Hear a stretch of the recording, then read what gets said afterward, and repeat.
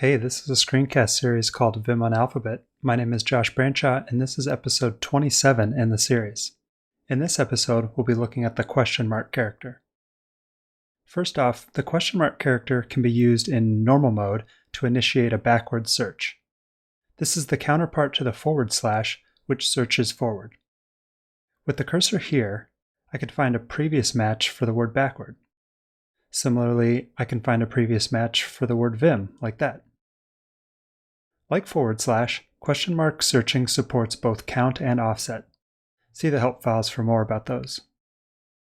Next up, and a bit of a strange one, Vim has a binding dedicated to doing a rot13 encoding, which allows you to rotate all the targeted letters by 13. Because there are 26 letters in the English alphabet, you can apply rot13 once to scramble a phrase, and then again to get back to where you started. You can use G question mark with a motion to encode the letters targeted by that motion.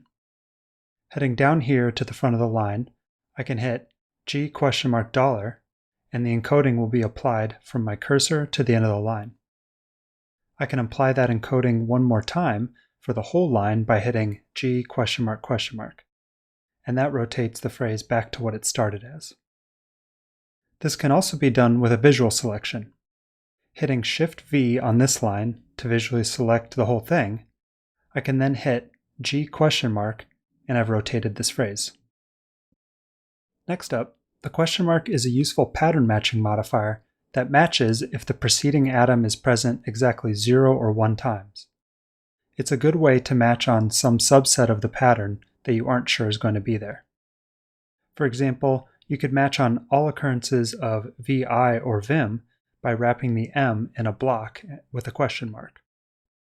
Let's try that out with this visual selection. Opening a substitution, I can match on upper or lowercase v, then I, and then M whether or not it is there.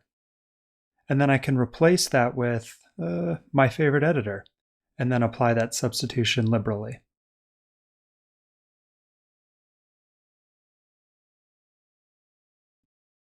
Lastly, the question mark can be used to make substitutions as part of a pathname modifier. A great example of how to use this is when you're setting up a project that has a .example file and you need to create a copy for the real thing. Let's see an example of that by jumping over to a sample.m.example file. I can do a save as command with % for the current file name. Then I modify that with a substitution where I find .example and replace it with nothing. Running that, I now have this .m file ready to go. I'll hit Ctrl-O to get back. And that's it for this episode. Check out the help files for more details and options. In the next episode, we'll be looking at the angle brackets.